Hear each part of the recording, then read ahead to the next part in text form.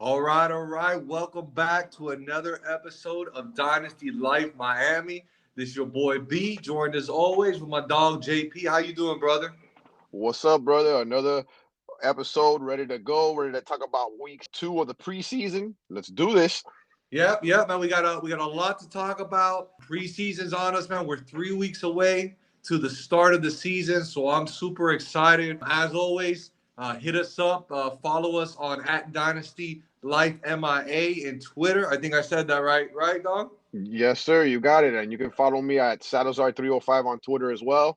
Yep, hit me up at the Uncommon Sense. Follow us on that YouTube. JP does a really good job of chopping shit up. If you can't hear the whole overall theme of the show, he's got some snippets in there, some edits that he takes out of some real good information. So definitely you want to subscribe to the YouTube page where you can get all that information. Follow us on Spotify, Apple Podcasts, all those places where you listen to your podcast. Yeah, man. Make sure you hit that subscribe button, comment on the videos.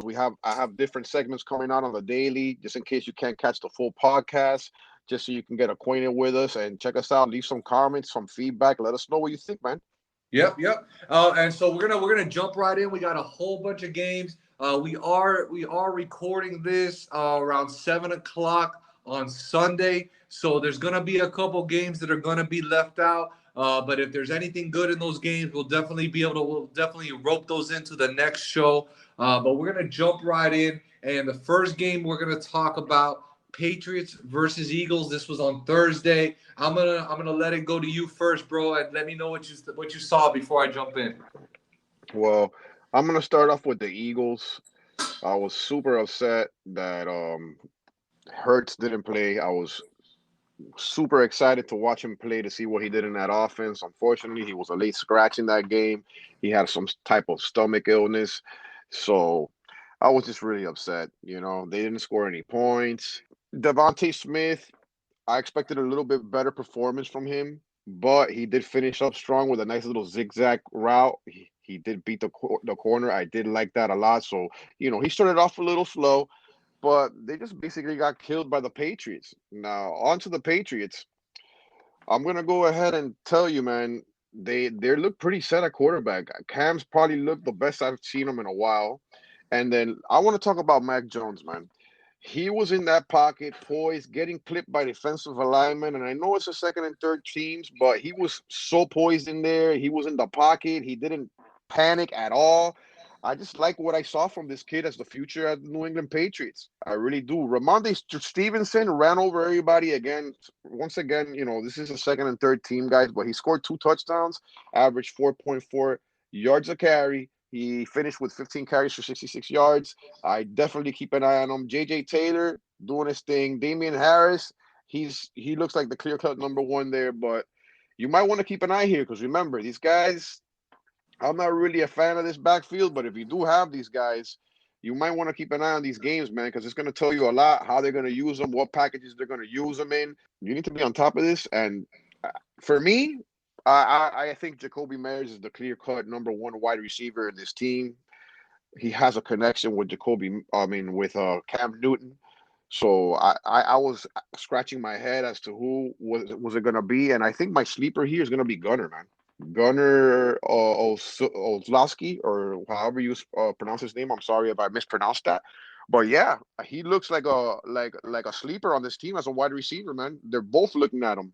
Both quarterbacks threw to him. So I'm eager to see what happens in the season with this team. And me, I'm gonna go to Eagles too. And I'm just like you. I was really bummed that Hurts didn't play.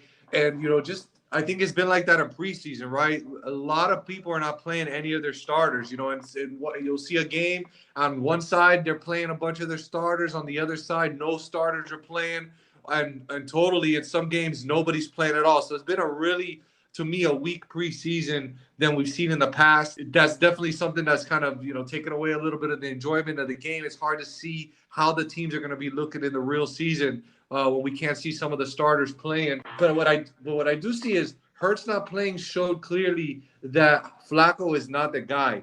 Like you said, they scored no points. They couldn't move the ball, and that ends and begins with the quarterback. So anybody who was worried about Hurts, because of Flacco or for whatever reason, I think the lack of offense is a clear indication of just how important Hurts is to this team. So sometimes a negative can equal a positive in that regard. I agree, man. Devontae didn't look that good to begin with, but again, this is a rookie coming off a knee injury, so maybe he's not 100%. He hasn't got that time in camp, but his route running looks amazing. I think, and don't forget that Hurts and him played together in Alabama.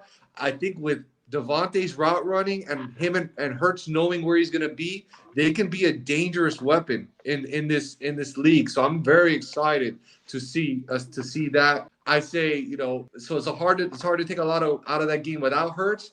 But again, Hurts, Devontae, Goddard, I think that's a nice little stack that remains in play. What's very interesting I found was Gainwell. Very interesting in this game. I think he's rising. I think he's above Boston Scott. I think he's going to be the clear number 2 behind Miles Sanders. So this is a guy who's a pass catcher, but he can run between the tackles. I still think Miles Sanders is the guy. But in best ball leagues, this Gainwell's a nice grab to grab, and I think he's this team's version of Naheem Hines. I agree. He looks really good. Yeah. He looks really good, and let me tell you something. He fell a lot in rookie drafts, so you guys that picked him up super late, you might be looking at a nice little diamond in the rough here. Yeah. And on the Patriots side, I agree with you. I think both Cam and Mack Jones look good. I was down on Cam the last game, but he looked really good this game. And I think he's probably cemented himself as the starter going into the year. But really, how long is anybody's guess? Because it's not like Mack Jones has looked bad. So, I think that's something to look at. So in Superflex, I'm probably staying away from both of them. Probably number one, because I don't know who's going to be the starter and for how long. And number two, this is clearly going to be a run-first team. You brought up J.J. Taylor. I think he looks super impressive. I think this is going to be the James White for this team. James White's a free agent, I believe, after this year, or they can get out of his contract. He's getting older. So J.J. Taylor, in PPR leagues, he's basically free. This might be a guy you grab, you throw him on the bench, you wait to see if James White leaves. And then you have the PPR back. You said it. Ramondre Stevenson does it again. He might be worth a late pick and redraft to see what shakes out. I was high on Damian a little, but in me, he's dropping a little bit. I was grabbing him in the eighth round. But now, Ramondre looking so good, and Steven and Damian not. Does that change the dynamic a little bit? I may be waiting to the ninth round before I even think about grabbing Damian. And just finally, Jacoby Myers, I 100% agree with you. I think he's the wide receiver 1 on this team. He does have a lot of chemistry. My only concern, and you tell me what you think of this, is we know they signed Jonnu and Hunter Henry to big contracts. Both of them big money contracts. We know that in the past, Bill Belichick has used 2 tight ends and made them a big focal point. So if and when those 2 guys do come back, because they're both dealing with some minor injuries, how are we looking at Myers? I mean, are we going to be starting Myers even if he's the wide receiver on the team? Or are we worried that Jonnu Smith, Hunter Henry, really going to siphon some targets and really make Jacoby not as startable as we would like? Well, they haven't really shown much of that. They could run it, and maybe they're just holding that to the season. That's a great point, in my opinion, man. That's a really good point. They are known for that 2 tight end set. They did sign these guys for a big contracts, but I still think there's room for 1 or 2 possible relevant guys in Dynasty on this team. Just because the way the system is ran, all these little short passes, like what Mack Jones was doing, he was just dropping back short passes here, short passes there. So that's gonna be points. Now, are they gonna be touchdown dependent? That, my brother, that's a question that is yet to be answered, and I'm more on that side because they might be touchdown dependent. They might have to be. Yeah, and like you said, they haven't shown him much. Jonu's been injured. Hunter Henry's been injured. So I think we don't know what this offense is really going to look like week one. Myers is, like I said, a good bet. For me, I'm still drafting Brian Edwards, Marquez Callaway, and even Sterling Shepard over him. Off the top of your head, I know I'm throwing you a curveball. Jacoby Myers, Brian Edwards, Callaway, and Shepard. How would you rank those? Well, from what I've seen, I would have to disagree with you just because of the fact that I what I saw from Cam Newton to Jacoby Myers, he's gonna get the ball. Brian Edwards has a ton of upside. I love him, but to be honest with you, we've seen no consistency from him. We've seen nothing from him. Shepard, I don't want nothing to do with any Giants series. So I have Jacoby over all those guys. All right. All right, there you go. All right, and let's move on, man. We're going into the Bengals and Washington. I'll jump in here first, bro. We got our boy Chris Evans looking like a steal in late rookie drafts. I think it's only a matter of time before he takes over Perine's job as the RB2 on this team. So I think that's key right there. He's a very nice dynasty stash. I mean, in redraft, I'm not drafting either one of those guys. But they're definitely on my speed dial if something were to go down with Joe Mixon. I know we're going to talk about this a little bit here. So let me just jump in first. Chase has not looked good. I'm not ready to write him off just yet. We talked about this, you and me, a little bit, texting back and forth. He hasn't played in almost a couple of years. Burrow's not out there playing, and really separation wasn't Chase's strong suit. So second game of preseason, I'm not willing to write him off, but definitely not the start that you want to see in a top. I don't know, what was he drafted, top 5 or top 6 wide draft pick. So that's something to talk about. I have a couple more thoughts, but I want to let you jump Chase Evans. Jamar Chase. Jamar Chase. Yeah. Well, first and foremost, I love Chris Evans. I love what they're doing. I agree with you on that. I am super high on this kid. And Jamar Chase. Jamar Chase to me looks like he's going to be a work in progress. I am definitely not writing him off by any means, but he's not what I thought he was. Even without playing the college season last year, look, I'm going to give you a perfect example. We didn't really see much of Waddle. I saw a little bit of Waddle a couple days ago, and he looks a lot better than Chase. He took a year off coming off an ankle injury, and he's looking a lot better than Chase. So I don't want to hear that. You know what I'm saying? It's your job to keep your worth. And you know what? At the end of the day, it's his fault because he's the one that didn't play because he chose to opt out. So whose fault is it? That's where I'm at. He's definitely not getting written off, but I'm telling you right now, all you Higgins owners out there, rest assured you guys are safe. That guy is the number one over there, and it's not even close.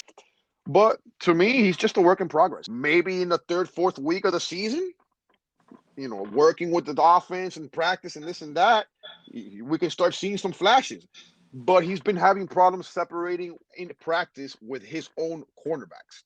That's not something I want to see, or that's not something I want to hear.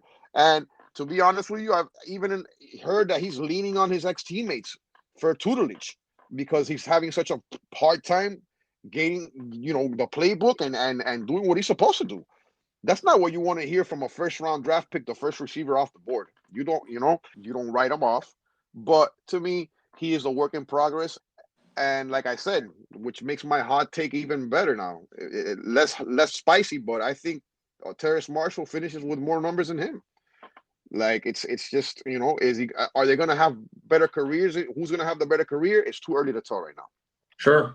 And you bring up Terrace Marshall, and we're still talking on the game, but I actually had someone ask me that question. They're like, well, based on the struggles of Jamar Chase, would he still be your wide receiver 1 in the rookie drafts? And my answer was, I don't think it's so much Chase dropping, and we're going to talk about Marshall, but it's Terrace Marshall rising, right?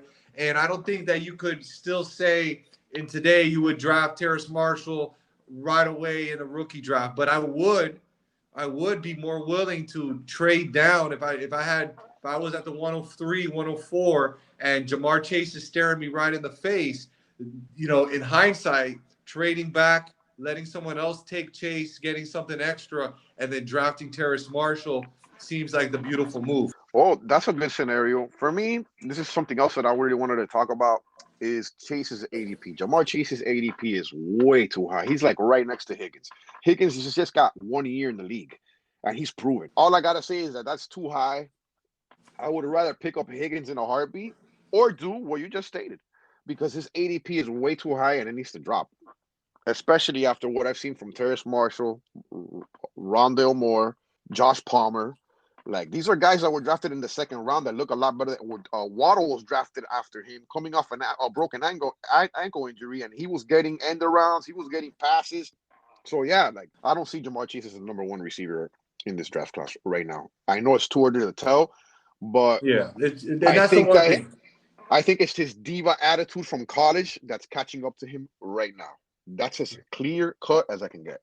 Yeah, and that's the one thing, right? Preseason is one of those things where you want to react to it because you always want to be ahead of the game as much as possible, but we always got to try to balance that with not overreacting. So it's a hard thing to do, and it's something that we all learning and growing with because you want to be ahead of the game and you want to see things as quickly as possible, but we also don't want to see things that are not there. So we're not saying Chase is a bum in any way, shape, or form. Absolutely not. But we're saying there's some warning flags that you maybe want to be aware of and make moves if you can, to not be holding the bag if you don't want to be holding the bag. Yeah, So, I'm gonna give you a perfect example.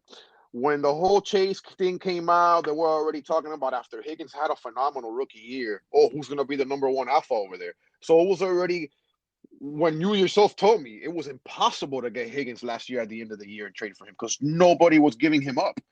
You know what I'm saying? So that was putting a lot of doubt into people that shouldn't have really been put in. But that's the thing. You cannot jump the gun. You got to see with your eyes. Right now, it's like what Brandon said at the beginning of the podcast.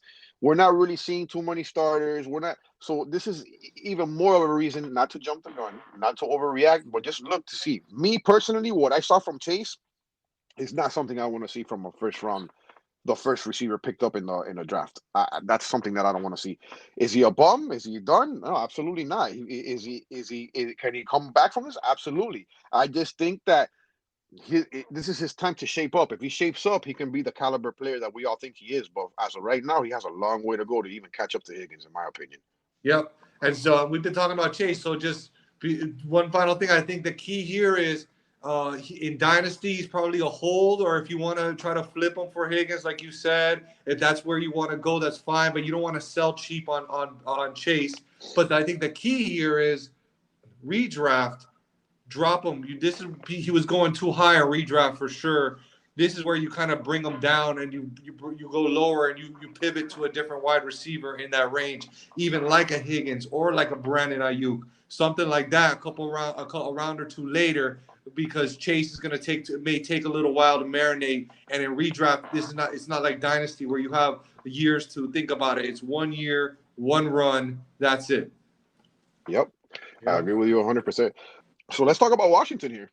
Yeah, going into Washington. To be honest, I mean, it just feels like to me like the team is just going through the motions and they're just waiting for the season to start. You know what I mean? You got a veteran quarterback, you got a badass defense.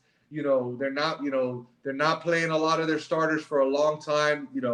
So again, it's preseason. It's frustrating. You want to see these guys out there playing. Patterson is looking like a really nice player. A nice stash. He's probably not going to get a lot of playing time with Gibson and McKissick there, but he's one of those deep. He's not a redraft player this year, but he's one of those guys. It's Dynasty. You pick him up. He's a rookie. You put him on your taxi squad and let it ride. One thing I think on Logan Thomas, I think he's being slept on. We haven't talked about him much. A lot of people thought, myself included, maybe last year was one of those flash in the pans. He's older. He's an ex-quarterback. But he's going as the tight end 10. He's going behind Irv Smith, Noah Fant, things like that. And I think he's showing last year was not a fluke. So I would be looking to buy this guy in tight end premium if the price is right. Maybe a late second for Thomas or a wide receiver 4 and 5 on your bench plus a third. Someone's sleeping at the wheel. They see a 30-year-old tight end on their bench. They see Terry McLaurin. They see Antonio Gibson. They may not realize what they have. So I think Logan Thomas, again, is being slept on. I think he's going to be a lot more relevant this year than we thought. And then the only other comment I have is De'Ami Brown, bro. He's looking really good. Mm-hmm. I think he's going to make Curtis Samuel irrelevant, bro. I mean, I'm out on Samuel in redraft, at least to start the year. He hasn't been in practice. He's dealing with that groin issue. He just hasn't been able to come back. He's still not back at practice now. So he's one of those type of players that I'm not drafting Curtis Samuel at all in redraft.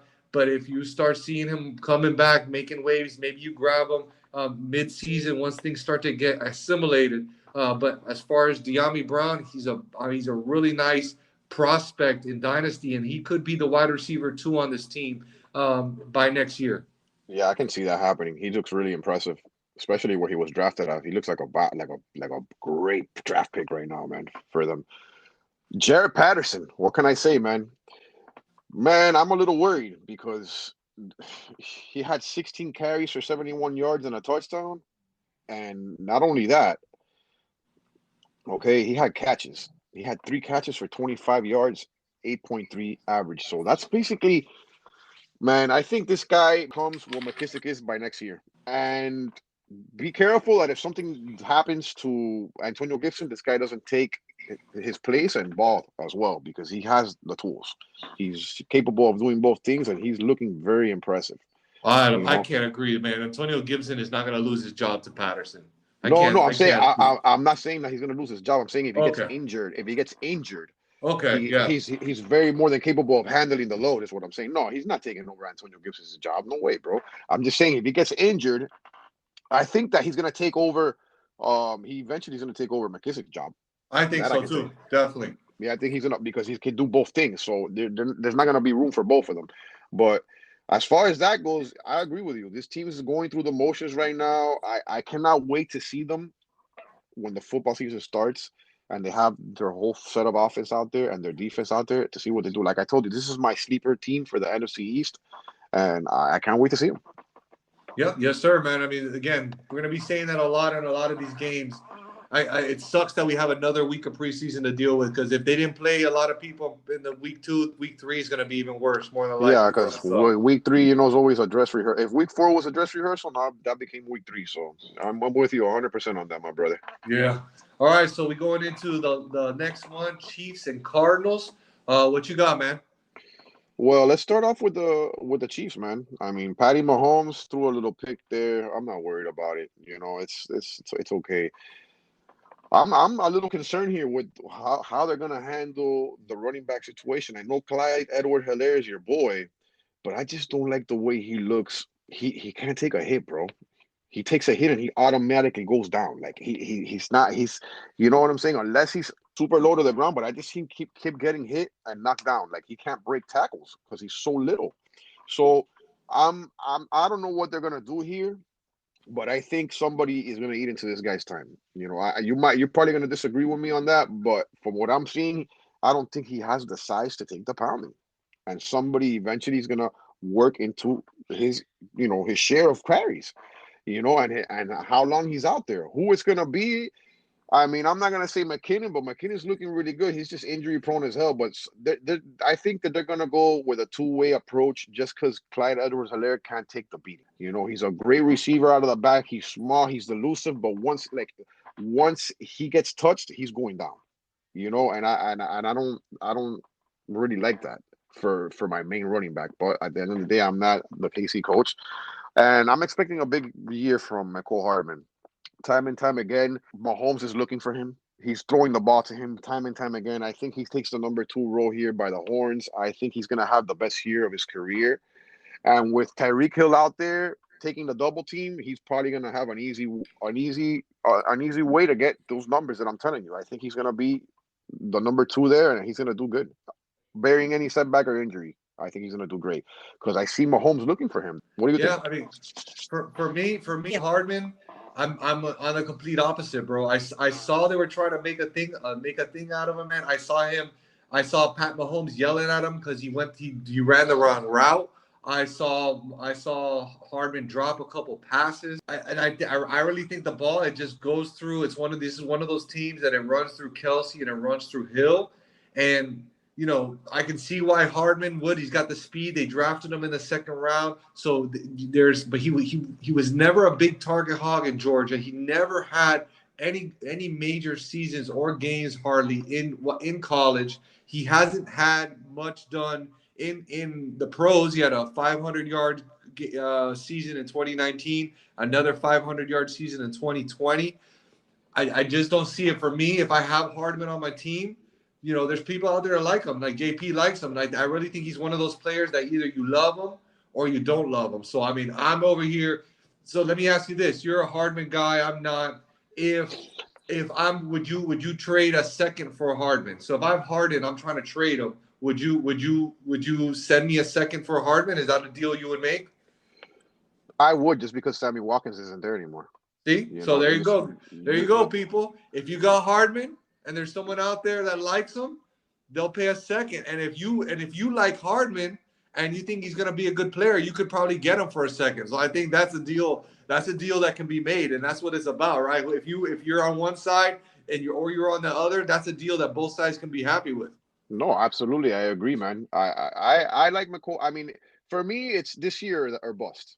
That's where I'm at with him. I'm not like super excited about him. I'm not in love with him, but I look for upside in players and situations, and he's in a good situation. Sammy Watkins is no longer there, so there's no excuse. That's where I'm coming from.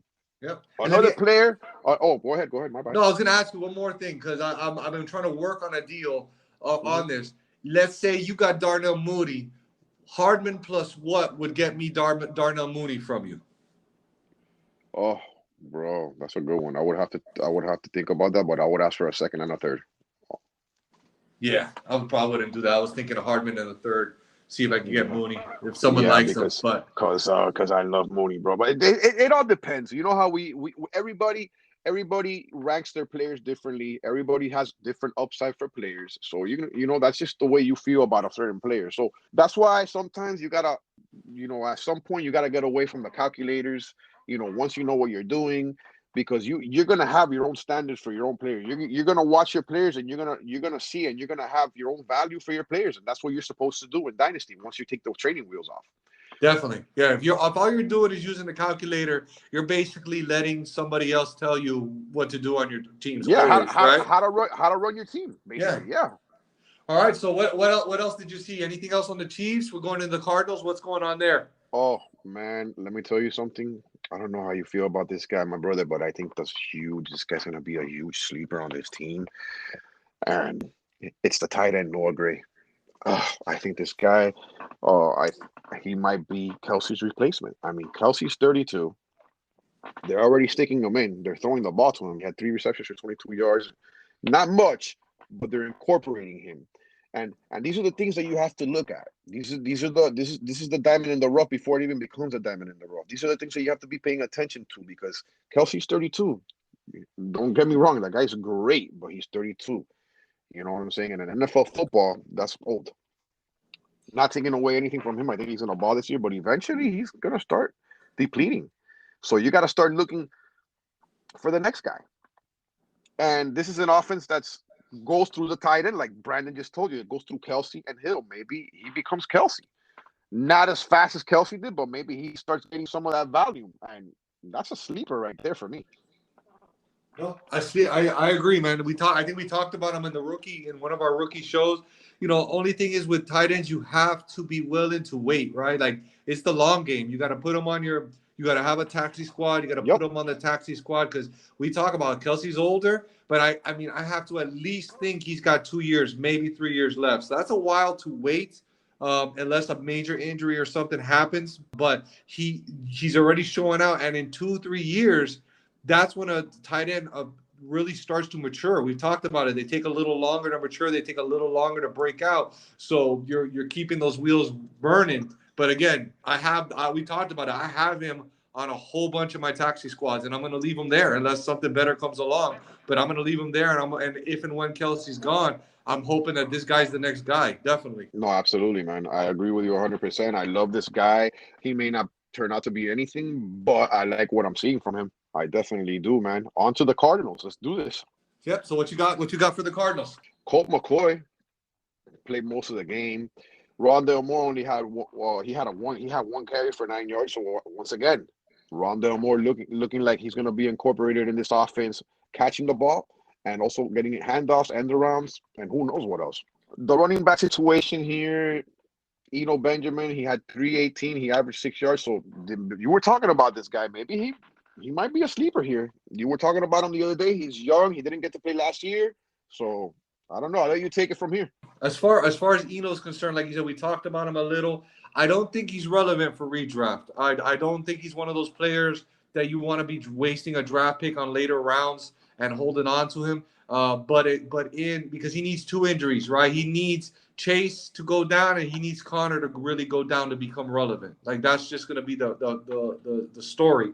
But again, in Dynasty that we're talking about, Connor's on a 1-year deal. Chase is already 25, going on 26, or he may be already 26. So Eno is definitely a guy just to keep your eye on. He's a 7th-round pick or something, so it's not like he has a lot of draft capital. But if he keeps showing out, he's definitely somebody that's important. Rondelle Moore, I think the key here, let's talk Rondelle Moore and redraft. I know this is a dynasty show, but we're right in the middle of redraft season, so everything starts to blend together. So when you're talking Rondelle Moore, he's a great dynasty player. We all know that he's a great guy to have on your team.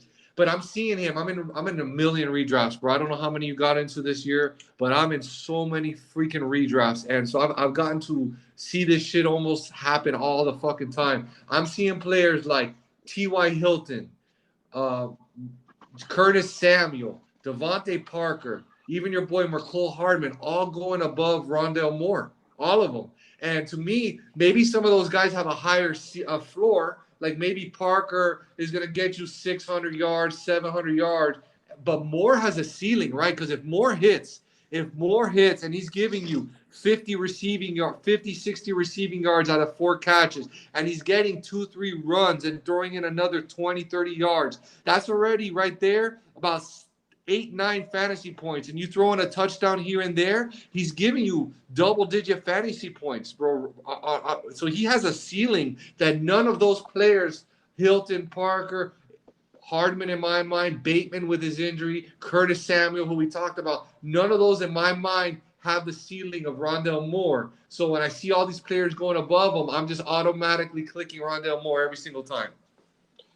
I'd rather have Rondelle Moore or AJ Green than those guys. I think AJ Green's upside this year, considering that wide receiving core, is ridiculous. If he can stay healthy and Kyler Murray has any type of chemistry with either one of those guys, both of those guys for me are a better pick than those guys. I agree with you 100%. So who are you drafting, Rondelle Moore or AJ Green? I would definitely draft Rondale Moore just because of what I've seen in the offense already of him. He's getting the ball, he's getting receptions, he's getting handoffs.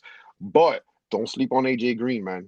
Don't sleep on him. Yeah, and lucky AJ Green's going deep enough that you don't got to pay up for him. But if it starts going higher, you just can't trust him, right? You can't trust his body right now. I mean, the guy hasn't been healthy like 4 years in a row, so it's he's had that lingering foot problem that pesters a lot of players, and to be honest with you, it puts him into retirement. Yeah, yeah, and I think we're good with this game. The one thing I want to talk about, you mentioned Clyde Edwards-Helaire, and his injury problem. I'm still on Clyde, but he did get injured. He got injured in this game. It's an ankle sprain. All reports are that it's not one of those high ankle sprains. He probably could have gone back in the game. So that's good news, but it's something to keep an eye on. For me, the guy to grab is Jerick McKinnon. I know he has an injury history, but like you said, he's looking better. He's got more explosion than Darrell Williams. So again, we're shooting for upside in these late picks or these waiver wire pickups. Darrell Williams is not an upside pick. McKinnon is, because if McKinnon's either going to hit a home run or he's going to get injured and strike out, and you drop him and get somebody else. I don't want a guy like Darrell Williams that's going to get 50 yards or 40 yards and like feel like any minute he could do something and he's just clogging your roster. So I just wanted to bring that up. Yeah, no, I feel you 100% on that. All right. We're going to go into the Bills and Bears, man. You want to start this one off? Yeah, man, I'm going to go ahead and start with the Bears. Not really feeling Justin Fields' performance this time around. I'm super high on him. It's just a preseason and all that stuff. But his performance basically made Nagy say that Andy Dalton's the starter. Clear cut, basically. he got hit really bad on on a play that wasn't really as really smart on his end. So I think that pissed off Nagy to that point. I want to talk about Khalil Herbert. I think this kid is a sleeper. He's the one that you want to be going after. We already spoke about him the last podcast. I loved what I saw from him. He's very, very up. He's very like alert. He's popping cuts everywhere, and he's being very aggressive. And this is what you want to see from a running back. I like what I'm seeing from him to be the backup to Montgomery. You know what I'm saying? And let's see what happens. I think this kid has definitely the wheels and the shake to make something happen, given the opportunity. As far as I'm concerned, that's all I have to say on the Bears. Like I said, I'm not really crazy about Justin Fields' performance, 9 of 19 for 80 yards. I wish he could have done better, but it is what it is. On to the Bills. Do you have anything to say about the Bears, Papa? Well, for me, the Bears, a couple of things. I'm not going to talk anymore on Herbert. I think you said everything that I was going to say. So I agree with all your take on Herbert there. Fields, I saw something a little better, man. I saw that he showed poise in the pocket. I saw that he took a really nasty hit and he popped right back up. Mm-hmm. So that shows power. That shows poise. I think it's fucked up that they keep putting these guys out there. They don't give them. They don't give him their. He doesn't have there's two starting wide receivers. You don't got no Darnell Mooney out there. You got no A-Rob out there. The O line looks trash, bro. I'm really worried about it. So Yeah. that bothers me, right? Like we put these not only him. If Dalton is your starter, you got him out there, and you don't start either one of his weapons. I don't know. A-Rob is a little banged up, but you don't hear much about it. So you're giving all these quarterbacks, but you're not giving them anybody to throw to. So they're holding in the pocket longer because their wide receivers can't get separation. You don't got David Montgomery to run the ball; he can't play, and so of course they got nobody to throw to. They hold the ball a little longer, and then they get killed. Like I think that's just stupid. I think that's stupid in my mind. And the only other thing one thing I've been doing is super flex drafts. That if people want to look at it, I'm drafting Fields around the 7th round, and then I'm grabbing Andy Dalton at the end of the draft. Nobody drafts Andy Dalton, so I'm drafting Fields, and then because I love his upside, I'm drafting Andy Dalton at the end, and then once Fields takes over the starter role, you can drop Andy Dalton, and you have an extra roster spot to go grab somebody from the waivers. So that's a little something I'm doing with the Bears. Well, I like the way that you mentioned that because I actually did that in an off flex league that I just joined. It's a 12-man off flex league. And I did that. I picked up Justin Fields. And then at the very end, I picked up Andy Dalton like in the 14th or the 15th round or so, maybe even later than that. You know what I mean? Because the quarterbacks were flying.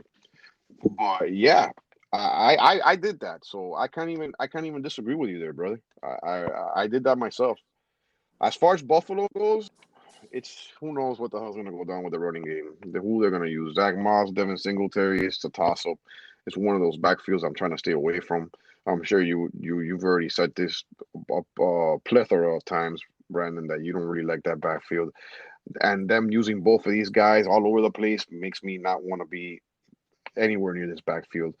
Other than that, I can't wait to see this team ball with Josh Allen, Stephon Diggs, and their whole first team. This team's explosive. They're 2-0 in the preseason. There's nothing else to say about these guys. Yeah, I mean, only thing I can say is the one thing I'm going to say is and give props where props is due. Singletary is looking really good compared to the way Yeah, he used to look. He's got a lot of juice, so I'm going to give him. I give props where it's due. But the problem is they're going so close to each other, Moss and Singletary, that you're not going to get a discount. Usually, you just say, if they're both looking good, you get the guy later. They're going within a couple picks of each other. So, like you said, I've said it a million times. It's not worth it's not worth it. No matter how good Singletary's looking, Moss is gonna be there dragging him down, or vice versa. So yeah, let's move on. We'll move on to the Jets and Packers, bro. Um, I'll start off here, man. Jets and Packers. Wilson is looking real good, bro. Maybe the Jets were not as wrong as everyone thought they were, bro. He is looking really good. We knew that I mean, if we just think about how bad the Jets looked last year, and this guy's running around and doing what he's doing, it's exciting. I'm excited. I wish I had more Wilson in Dynasty but I've been grabbing him a little later in drafts. I'll talk about that recently. The only other thing is, Corey Davis, his number one target. Right now, I'm currently drafting him as a wide receiver 3 with wide receiver upside, wide receiver 2 upside, but you can still get him as your wide receiver 4. Let me give you a couple of lists of players, and you tell me who you would rather grab. Corey Davis. For me, Michael Gallup, Pittman, Marquise Brown, Will Fuller, Chenault. All of these guys are going ahead of Corey Davis. I would take Corey Davis above all of those guys. What do you think? I would take I would take Corey Davis. I would take Corey Davis and then Michael Gallup right after, under Yeah. Corey Davis. That's what I And would do. yeah, and to be honest, most of the offseason I was grabbing Gallup first, right? Don't get me wrong, I was scooping up a lot of Corey Davis, but again, all these guys are still going ahead of him. So this fantasy football don't have to be hard, man. Corey Davis got 6 or 7 targets in the first 17 minutes of this game. He got like 5 targets in the other game, the game before. He's looking like the number one. And if you're talking stacking, the Wilson, Corey Davis, Elijah Moore stack is looking sexier and sexier. Mhm. Um, Only other thing about the Jets, biggest concern has to be Michael Carter, man, right? It has to be him. He looks like he's number 3 on the depth chart behind Ty Johnson and Tevin Coleman. Carter is still going in the 7th round of redrafts, and it doesn't make any sense to me at all. There's no upside there right now. I don't want to draft anybody, but if I have to draft one of them, I'm going Ty Johnson. He's free in drafts. I think his ADP is like 280 or something like that. So he's free if you want to take a stab on the starters. Any Jets thoughts on your side? Yeah, I'm doing the same thing.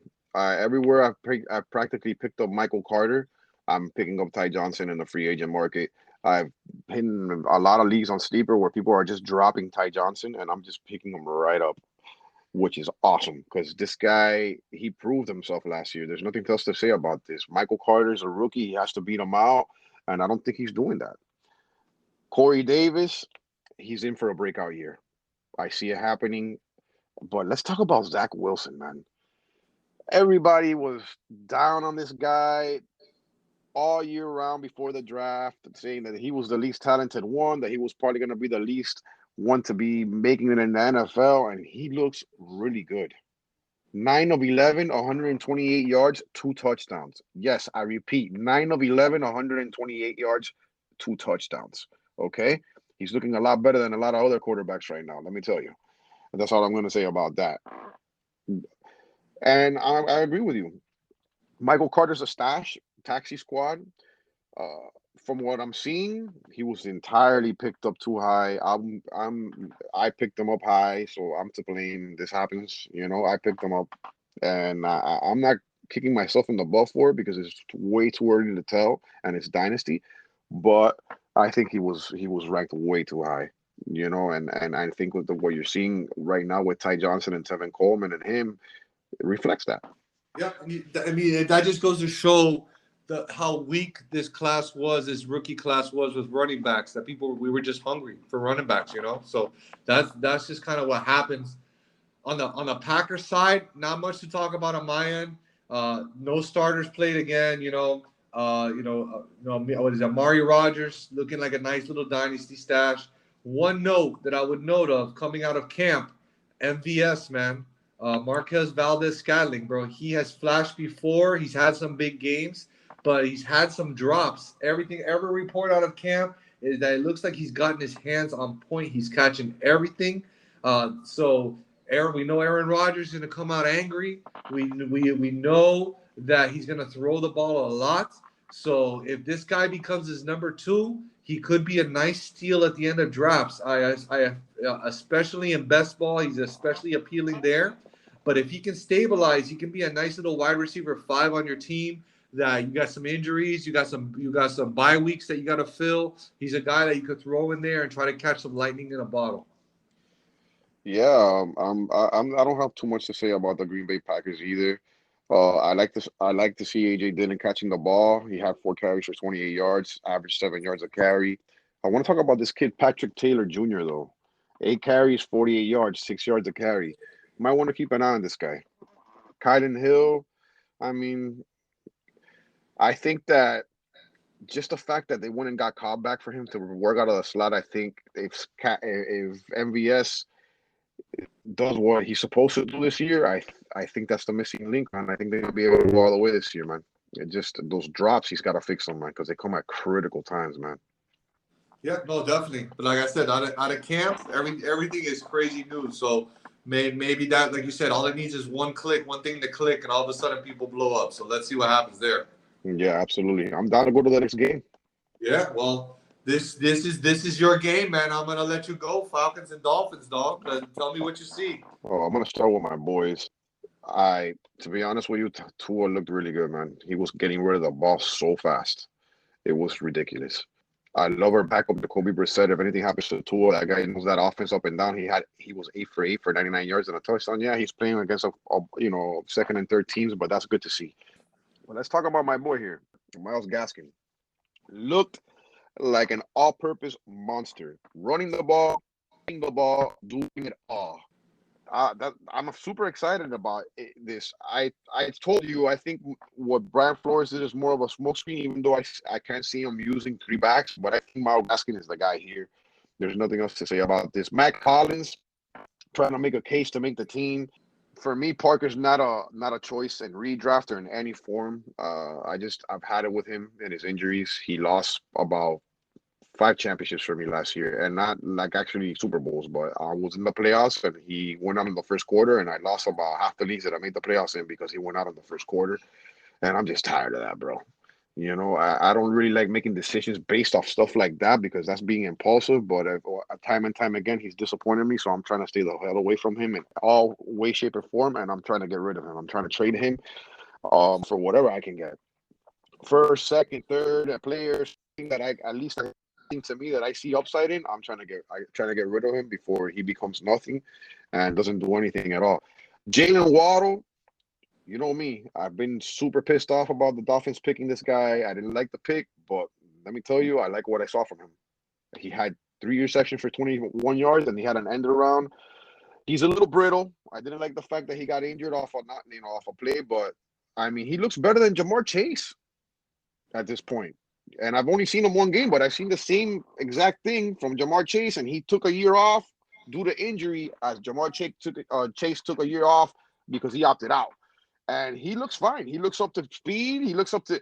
So this is why I'm not making excuses for Jamar Chase, because Jalen Wado is coming off a broken ankle. I don't think that's the easiest injury to come back from, and he looks like knows the offense and he's a part of the offense, which is something that I wanted to see from a first-round pick that I didn't think I was going to see from him because I didn't think that he was ready, but he looks pretty good.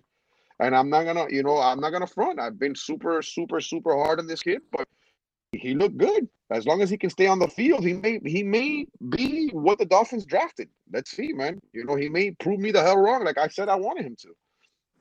Other than that, I don't got nothing else to say about the Dolphins. I really like what I saw from Tua. I really like what I saw from Gaskins. I like what I saw from Dokes. I even like what I saw from Malcolm Brown, even though he had a terrible game last week. And of course, Gesicki looking like he's the number one target. Which, if you guys can get him for something reasonable, I'd be going after this guy. Other than that, I'm good with the Dolphins, my brother.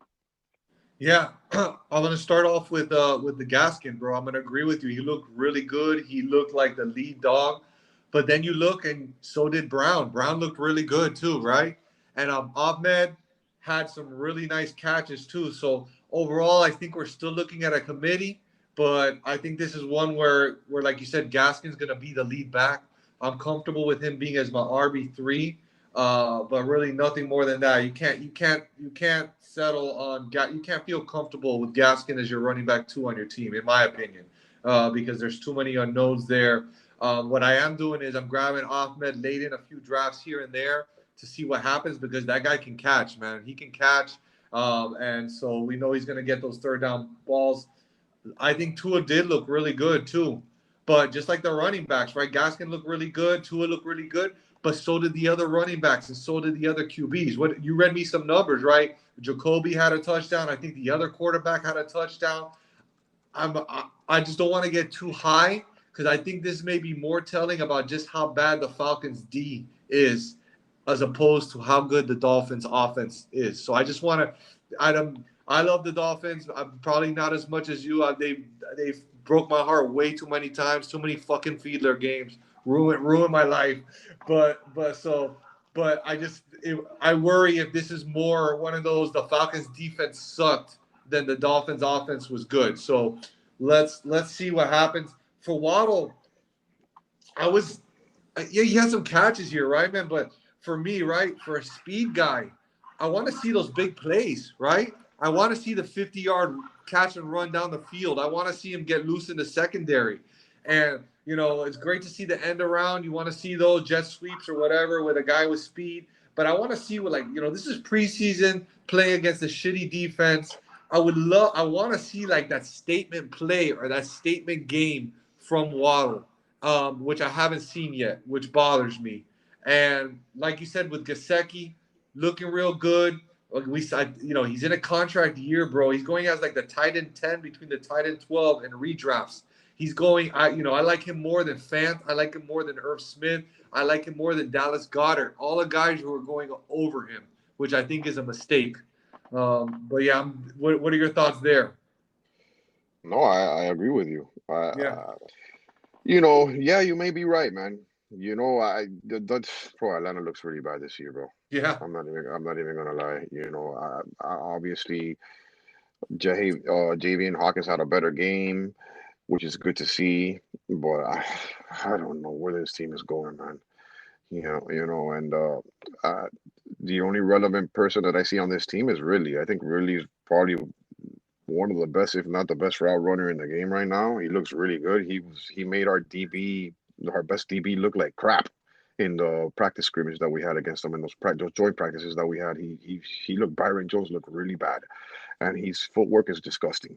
So I mean that's a good thing about Atlanta. But other than that, I don't really have anything to say. I think Gesicki is the way to go. We haven't really seen anything from the tight end from Atlanta. You know what I'm saying? At all. He hasn't played. So everything is up in the air ADP wise with him. Yeah, I know he's good, but I need to see something, man. And it sucks that I can't see anything from him at all. But Yeah. It's horrible, bro. It's horrible. You said it a million times. I mean, the hype continues on Pitts, bro, and it doesn't make sense. I think he's gonna be a great player, but in honesty, I just don't know how to value him this year. I'm just gonna sit back and be happy not owning him, not drafting him in redraft. People are drafting him over Hawk and Andrews in redraft, and I don't understand that at all, dog. no, it's bad, bro. People have their hunches and they want to be like, whatever, but I'm not doing that, man. Well, yeah, we all have our hunches, right? And we all want to be right, but the name of the game is to win, right? I'm gonna have a hunch, and I think this guy. We think Chris Evans is gonna be good, but that doesn't mean we're drafting Chris Evans over Joe Mixon. You know what I mean? Like we temper our shit, right? So you gotta use probabilities, right? So the only other thing, like you said, no starters really played for the Falcons, but I want to say that I think Ridley is one of those wide receivers that you can draft who has the potential to be the wide receiver one this year. Not a wide receiver one, the wide receiver one. I know you don't like Matt Ryan, but even with Matt Ryan, the last 3 years, Ridley has had 10 touchdowns, 7 touchdowns, 9 touchdowns. So Matt Ryan seemed to have a problem giving Julio Jones touchdowns, but Calvin Ridley catches touchdowns. So the fact that you can get this guy in the late second of drafts is ridiculous, bro. The only 2 wide receivers I will take over Ridley are Devontae Adams and Tyreek Hill. Other than that, he's my wide receiver 3, and he can be the wide receiver 1. So yeah, he's definitely raw, bro. He's good. He's really good. And what? That's how I feel about Pitts and Matt Ryan. I don't think like Matt Ryan barely throws to the tight end. So let's look at Hayden Hurst's stats last year. He didn't have a bad stats, but that's pretty much what you're gonna get with Pitts. Maybe a little bit bump up in touchdowns, maybe a little bump up in receptions, but bro, Matt Ryan doesn't throw like that to the tight end, bro. You know what I'm saying? So that's another thing that has me all iffy about Pitts, and he's not gonna stop throwing the ball to Calvin Ridley when he has that chemistry. And I don't think that Pitts is gonna be better than Julio Jones. Like, I know they play two different positions, but think about it. That's the seeding that you're asking for when you're drafting Pitts, where you're drafting him. So that's all Yeah. I gotta say about that. Oh yeah. All you're hoping is that they use Pitts as the slot wide receiver type of guy. But again, well, I think just people are just over drafting Pitts. I think the hype got too real. They see that he was drafted so high in the draft. So the only other thing, like you said, Javian had a better game. I'm excited to see how Mike Davis looks in this offense. I can't wait to see him play. And I think Russell Gage is still sleep. People are still sleeping on him a little bit. So I think he has he's got a better possibility to have more targets than Pitts, just because of where he's at and where I he's think playing. that's definitely in the realm of possibility. Yeah, I think that's gonna be that, and that's the thing. That's why, like I said, that's another reason why I think the Pitts thing is crazy. But you know, to each their own, man. You know what I'm saying? Let's go on to the next game, bro. All right, so the next one we got the Ravens and the Panthers. Not a lot to talk about. Again, another game where the Ravens, nobody's really playing, bro. I got some stuff there. I think Gus Edwards is still a nice late round running back to grab. He's one of those guys that if Dobbins goes down, he's gonna eat. He's still gonna eat even with Dobbins there. I think the major thing to talk about. There's two notes I want to talk about. One, Mark Andrews is gonna eat this year. I think him and Hawk could be fighting Kittle for that tight end 3 spot, in my opinion. And you can get either one of them several rounds later. But I was a little out on Andrews. But again, all the wide receivers, Watkins is injured, Bateman's coming off an injury. Marquise Brown is dealing with a freaking hamstring. And we all know that Lamar loves Andrews. So Andrews another year getting better. I really think he's going to eat this year, man. And the only other good news I have is Bateman's been cleared to run since he had his surgery. He's going to run routes, so that's good news. He may be coming back sooner than we thought. But again, I'm staying clear of Bateman in redraft. He's a rookie wide receiver on a team that doesn't throw that much, and he's behind the 8 ball because of his injury. So I think a redraft. I'm not drafting him right now currently. No, I mean, I'm not really too crazy about what I'm seeing with them. You know, I don't know what the hell's gonna happen with the wide receivers. I figured they incorporate Devin Duvernay, but he just had one catch for 5 yards. That wasn't cool to see. J.K. Dobbins had 4 carries for 8 yards. That was crappy.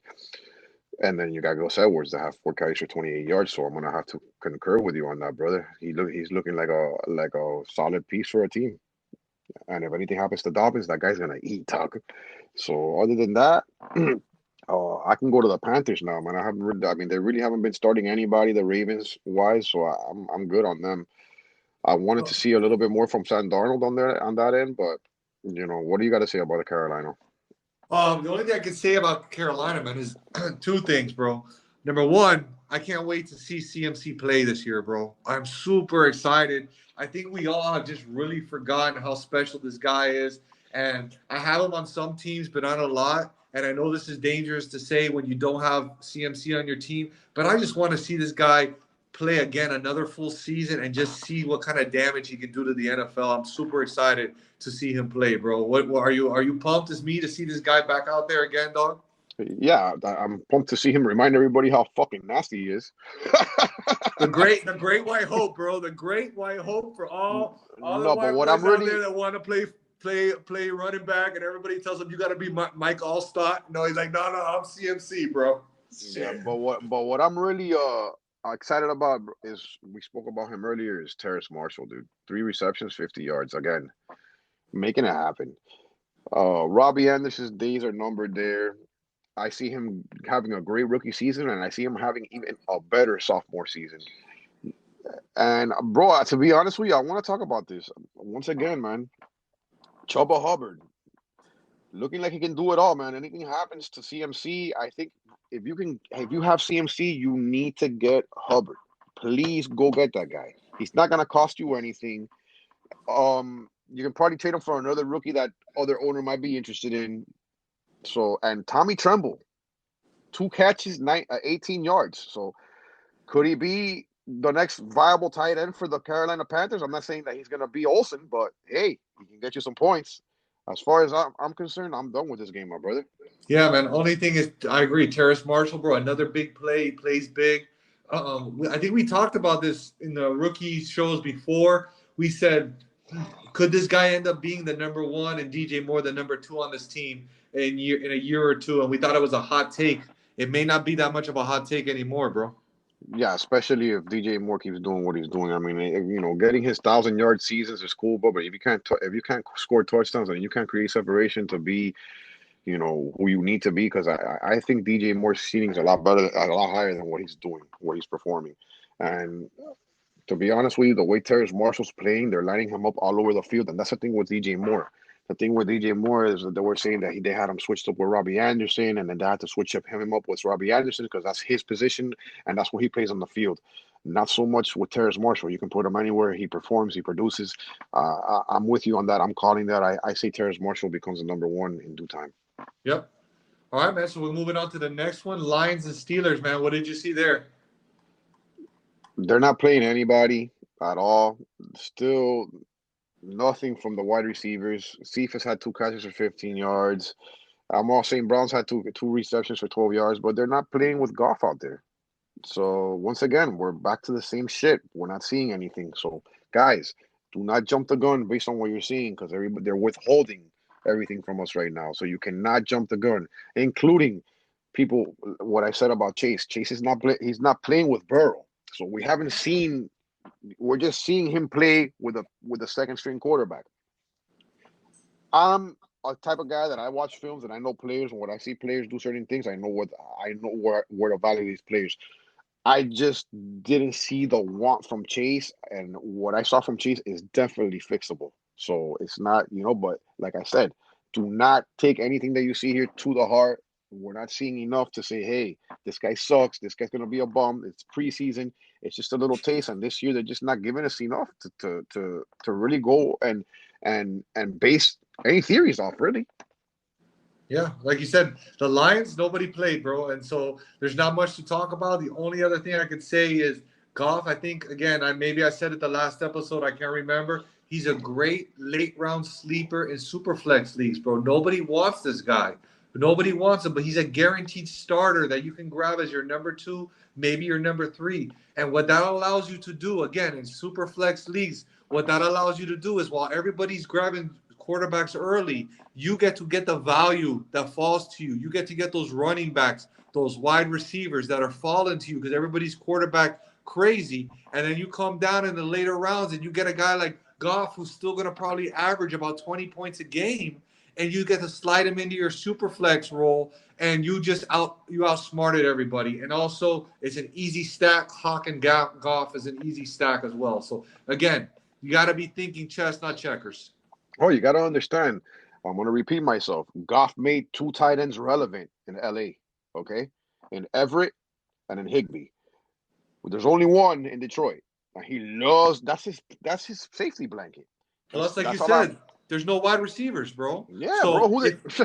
if he likes his tight end and there's no wide receivers, the you know who the target leaders on this team are gonna be? It's gonna be Hawk and it's gonna be Swift. That's my money. My money is who's the target leaders? Hawk and then Swift, bro. And that's it. No, and then the wide receivers sprinkled in. That's why you want to draft these guys. Yep. No, I'm with you on that, brother, for sure, dog. And let's go to the Steelers. All right, let's go. Um, they started. They played Ben. He did great. He had 8 for 10, 137 yards, 2 touchdowns. They played Mason Rudolph over Dwayne Haskins, but I'm calling Dwayne Haskins as the backup here, bro. I think that this kid's next in line to start Ben Roethlisberger. They've already seen what they have in Mason Rudolph. Uh, that's not much. And let's talk about the running game. I'm a little concerned here, bro, with Najee, bro. Like, I was high on him, but like 4 carries, 10 yards, and then you got Kalen Ballage with 7 carries for 30 yards, and then Jalen Sanders with 7 carries for 16 yards. This running game, bro, I'm a little concerned, dude. I'm a little concerned. I'm not saying Najee Harris is going to lose his job to anybody here, but what I'm seeing, I expected to see a little bit better numbers from him, even though it's just preseason. And I'm pretty sure you're going to agree with me because you weren't even high off him to begin with. Eric Ebron, he got the most receptions on the team. Najee had 2 receptions though, and he had 2 receptions for 53 yards, which is good to see. That was awesome to see. So he didn't have it in the running game, but he showed out in the receiving game, and that's what you want in your running back. You want him catching passes. Deontay Johnson, 1 catch, 43 yards. Juju Smith-Schuster, 5 catches, 39 yards, which is great to see because he's in a smoke screen right now. You don't know what you're gonna get from Juju. And for me right now, Juju is a hold. Depending on how he does the first couple of weeks and what I see from him, he may be a starter in my squads, but it's too early to tell, man. And that's all for me in Pittsburgh, man. Yeah. I think I agree with you. I think Big Ben looked very good, bro.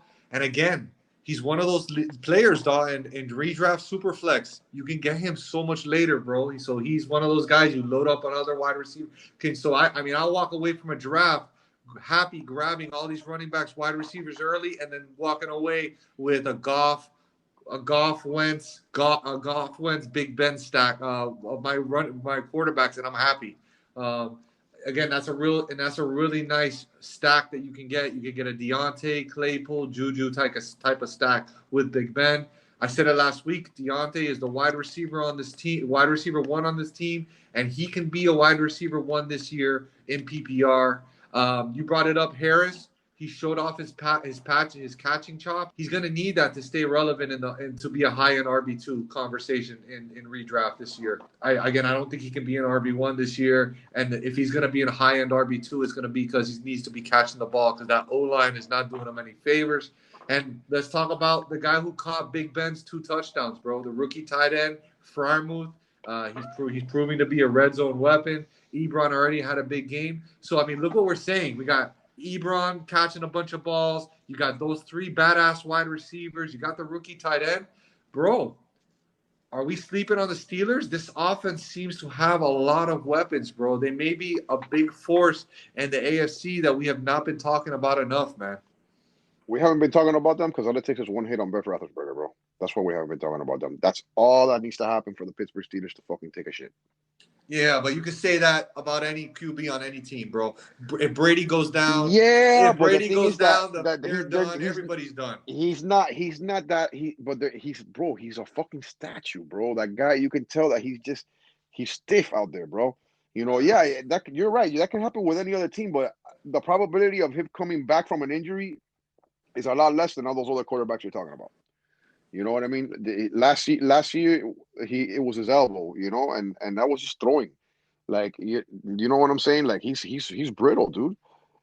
Maybe not though, because at the end of the day, I do like Dwayne Haskins, man, and maybe if something happens to Ben Roethlisberger, maybe Haskins can fucking do it. I like what I saw from him. I'm not even gonna front.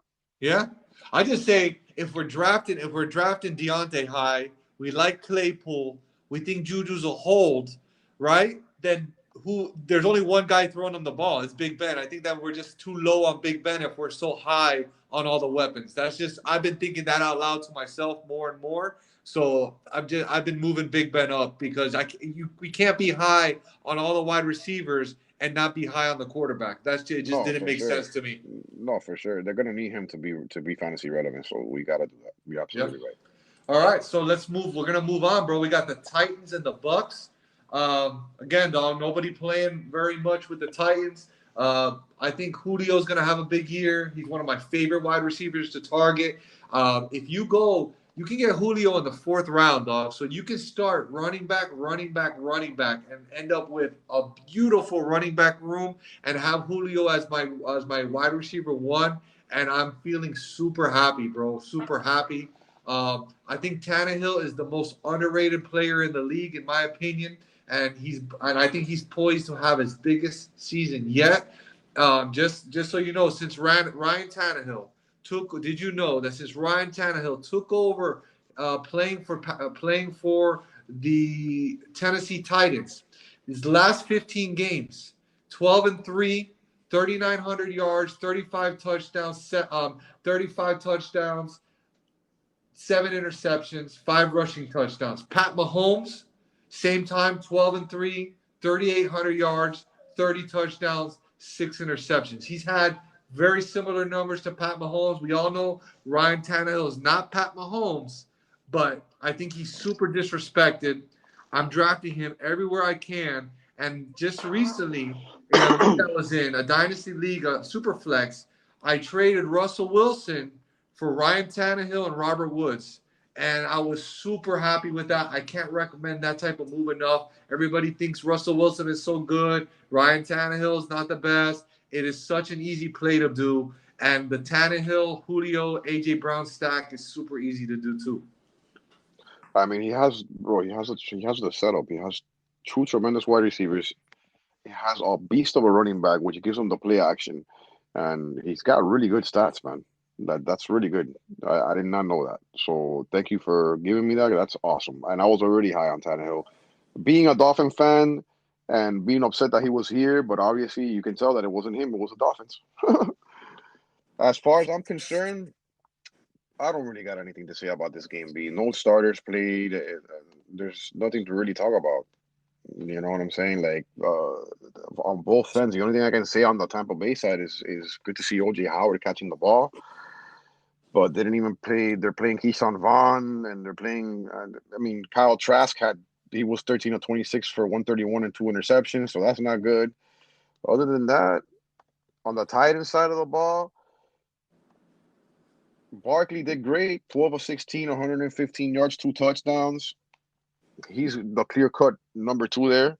Maybe not. Woodside had a good game last week, so who knows? That's a good competition. But other than that, I don't really have anything else to say about this. Yeah, I mean the only other I would only say two things on the Titans. I mean on the Bucks side, dude. I don't know why everybody's going out and grabbing Gio Bernard, bro. He's a roster clogger on your team. You're never gonna start him. Why are you drafting Gio Bernard? Why are you picking up Gio Bernard in free agency off the waivers? Don't do that.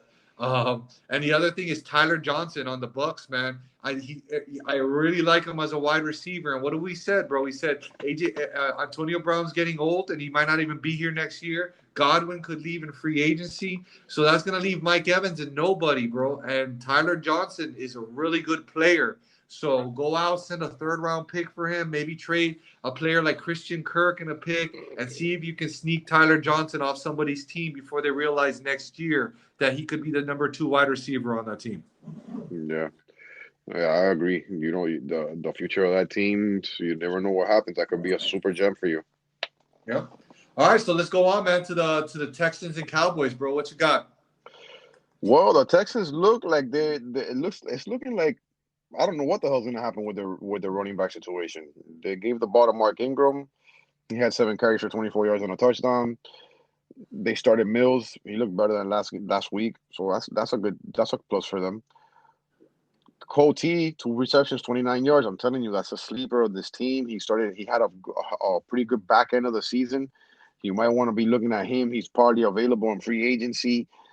He might be a nice little plug-in for you. Who knows? And it all depends if he meshes with Tyrod Taylor. Other than that, I was wanting to see my boy Nico. I didn't see my boy Nico. I'm super upset about that. Brevin Jordan had 1 catch for 7 yards. He doesn't seem like he's gonna beat anybody out for that tight end job. I'm done with it with the Texans. I'm ready to go to the Cowboys. What's up with your Texans take? The only thing I agree, man. The Texans' backfield is a mess. I don't want anybody there. If I have to have one person from there, I'll go Lindsey. But that's only if you put a gun to my head and said I had to take one of those people. So I don't want any of those people. And the only other thing is again, bro, super flex, bro. Tyrod Taylor is free. He's a starting quarterback, bro. He's free. You can get him at the end of every draft. He's gonna be the starter. David Mills is not gonna beat him out at least in the beginning. So he's a guy to grab, and if there's an injury or you need for a bye week fill in, he's a guy to grab there. So I think he should be owned in every league. And stranger things have happened. So that's it on the Texans. I'm with you there. What's going on with the Cowboys on your side? Well, to be honest with you, Tony Potter's 5 for 20, 4 yards a carry. I mean, nobody played. Yeah. Nobody played. Nobody played. CeeDee Lamb had 1 catch for 13 yards. Tony Pollard had 2 catches for 16 yards. Things that you want to see from Tony Pollard because we're very high on him. The only thing that concerns me here is who plays tight end for the Cowboys. Is it going to be Blake Jarwin or if it's going to be Schultz? That's the only question mark I have about this team. Who's the guy? And there's really no answer, bro. Right? Blake Jarwin got the big contract before he got hurt last year. but Dalton Schultz played good last year, and he played Mm-hmm. better than Blake Jarwin ever had. Yep. So it's hard. You can't really.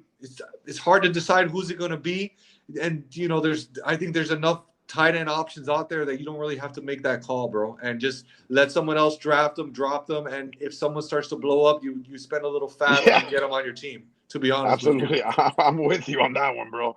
That's the best thing that you can do. Is not even waste anything, and if most probably they're going to be available when the time comes. If one of those guys ends up being relevant, and you go and get them, then, man. You know what Yeah. I'm saying? My my only concern is not with the game, bro.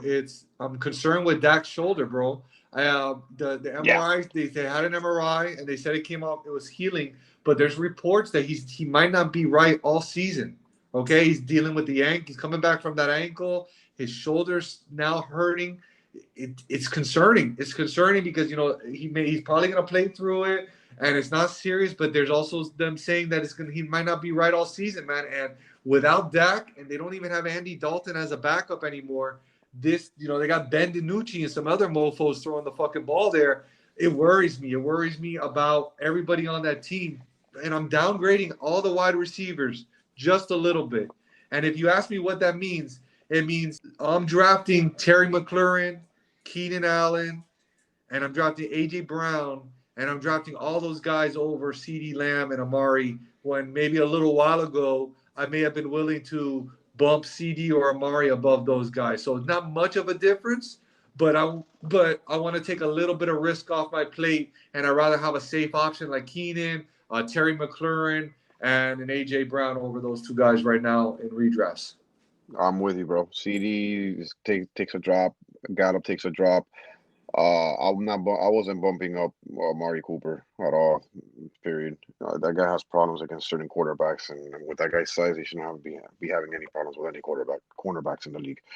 I've never been high on him. I've always thought he was overrated. And to be honest with you, I've had to pick him up in a couple instances because of his value. I mean, don't get me wrong. Even though you're not high on a player, you can't be stupid and not pick up a player because you don't like him personally. At the end of the day, if he scores points, you have to get him. If it's value, you gotta. The name of the game is value, guys. And sometimes you're gonna have to make a pick on a player you really don't like, but he produces somewhat. Maybe not to your liking, like as my case with Cooper, but it happens. Oh, yeah, I mean, the Podfather who I like to listen to, he says something that when I heard it, it clicked in my head. He said, "We don't hate players, we hate ADP." Right? You may Yeah. not you may not like a player in the fourth round, but if he falls to you in the fifth or sixth round, all of a sudden you're like, bro, that's value. Let me grab him.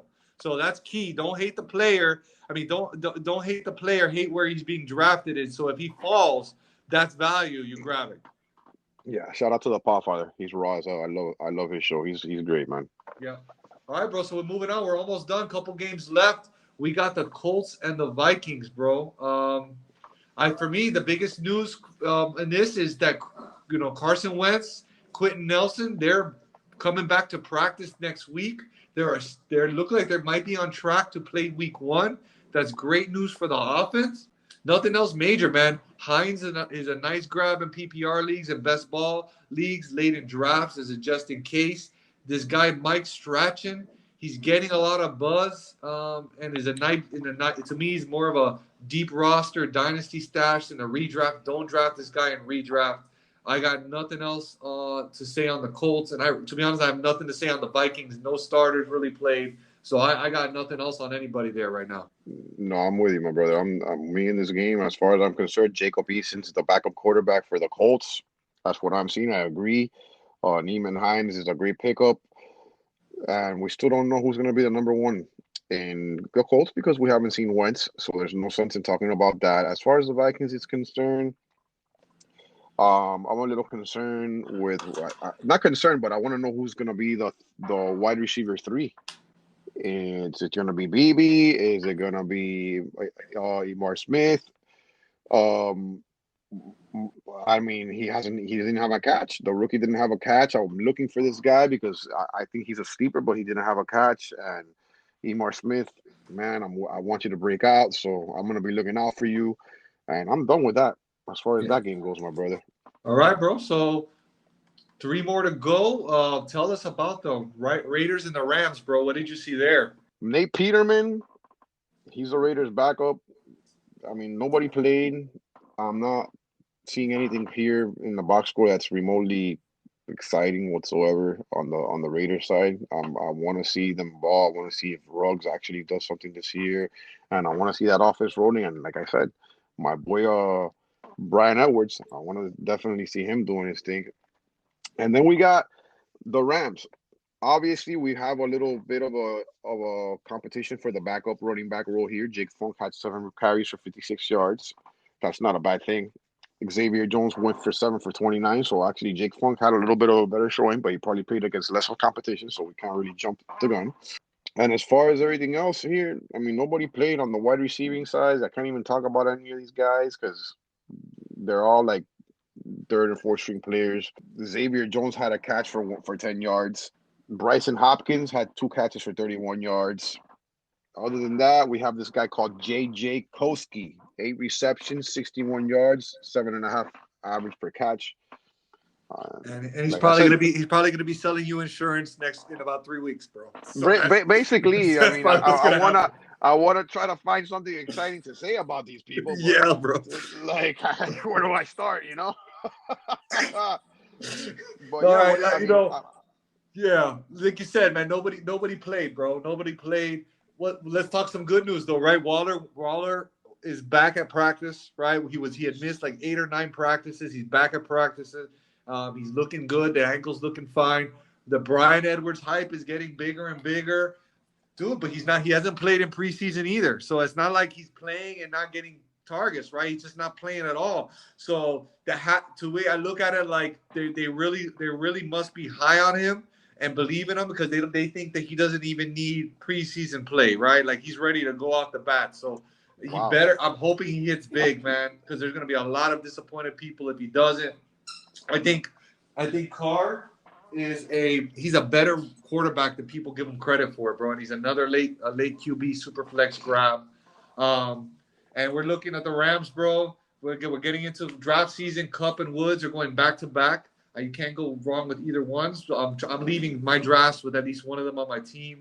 And my only thing is Higbee, bro. What are we gonna do with Higbee this year, bro? We've talked about it. We've said, without Gerald Everett there, he always seemed to blow up. So I really want to like him. I have him in a lot of Dynasty tight end premium leagues, but I haven't been drafting him anywhere like in redraft because I'm just a little worried about how he's going to mesh with Stafford. He's got these two wide receivers with him, so not much. Like you said, none of them are playing, dude. So there's not really much that we can do there. Let's move on with the Broncos and the Seahawks. Yeah, Drew Lock, 9 of 14 for 80 yards, and Teddy Bridgewater showed out a little bit, 9 of 11 for 105 and a TD. Royce Freeman, 9 of 27 for 3 yards, a carry.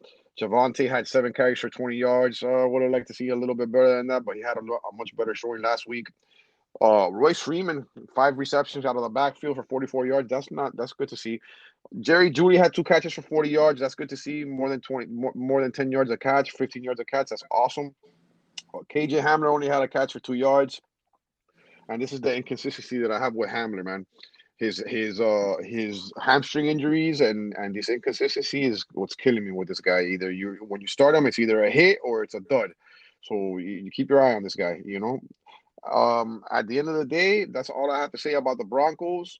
After what I saw from Drew Lock last week, I already know who the starter is. And the Seahawks, nobody started. There's nothing to really say about the Seahawks. DJ Dallas again. He had 3 catches for 27 yards. That's good to see there. Rashard Penny continues to be non-relevant. I don't know why people keep talking about him the way they keep talking about him. But yeah, other than that, there's nothing much to say on this game either, man. Yeah, the only thing I could say about the Broncos is we talked about Drew Lock, Teddy B last week.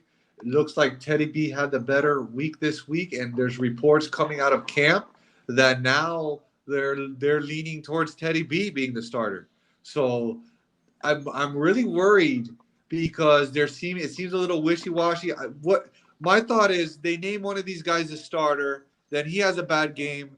How long until they pull that guy and then they put the other guy in? And is this going to be one of those years where they're afraid to make the wrong choice and they're constantly flip-flopping players all year long, bro, and nobody gets anything going in this offense? So that's what I'm really worried. And if they do that, if this coaching staff does that, they should be fired, bro. You need to pick somebody and give that guy several weeks to either do really good or really bad, but you can't be pulling people in and out and being wishy-washy, bro. No, I agree with you. I think they go with Drew Lock till he fucks up, and then if they want to be more efficient, man, I will go with Drew Lock just because he's gonna air it out more than Bridgewater is. You know what I'm saying? How many mistakes is he gonna make? I don't know, but what I saw last week, I like a lot. I just like Teddy because he's more efficient. He makes less mistakes, and that's what you want in your quarterback. But then you're not really for dynasty purposes. It fucking sucks. You know what I'm saying? So you want Drew Lock to start. Well, and Drew Lock has the highest ceiling, like you said, right? He's going to be airing it out. He's going to get you the big plays, and Teddy B is going to get you the safe plays. So it's really a matter of what type of player, who you want. And Teddy B, he had good wide receivers in Carolina, and they didn't win a lot of games. So, safe might not be enough if you want to win games. So that's my concern. And let me tell you, there's a lot of people out there that say, "Oh, well, Teddy Bridgewater made three wide receivers relevant in Carolina." Yeah, that's because the one guy named CMC wasn't on the freaking field, which is people tend to forget. That guy's a target hog. There was not going to be three wide receivers relevant in Dynasty with CMC playing in the backfield. I'm sorry, I can't agree with that. But yeah, man, it seems like we're done. We took another hour and a half, but hey. This is what football's all about, baby. We can talk football for eternity, my brother. Eternity. Yeah, can't. I mean, the games are what the games are, bro. All we can do is talk about it, dog. So, yeah. Thank God some of the games had nothing going on because we would have took 2 hours. But yeah, man. I just want to give everybody a shout out. Next week we're popping off another episode of Dynasty Life Miami podcast. We're probably gonna have another week of preseason. It's probably going to be a little shorter because there's going to be, if there was games this week that weren't really popping, there's going to be even less next week. We'll probably have some Would You Rathers in there just to fill up the show. And just make sure you hit subscribe, comment on the post, man, and make sure you follow us everywhere, man. Yeah, I agree, man. You have a good day, bro. We go to another week of football, dog. Yes, sir. God bless, my brother. We're almost there. We're almost there in the football season, man.